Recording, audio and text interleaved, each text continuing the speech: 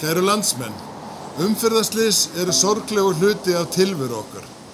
Á alþjóðlegum minningadegi fórnarlömb umferðarslysa heiðrum við minningu allra þeirra sem látist hafa í umferðarslysum.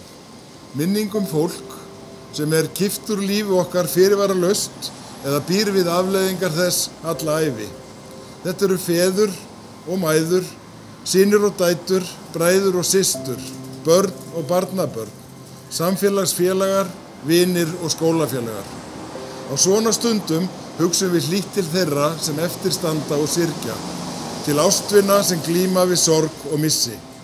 Við stöndum einnig í þakkarskuld við þá sem eru fyrstir á vettvang, liðsinna slösuðum og líkna eftir umferðarslys. Starf ykkar ómetanlegt og skiptir miklu máli fyrir samfélagið okkar. Við eigum aldrei að þurfa að sætta okkur við slys. Við eigum að gera allt sem í okkar valdi stendur til að koma í veg fyrir þau. Með betri vegum og samgöngumannvirkjum, með markvissri ökukennslu og öflugri fræðslu.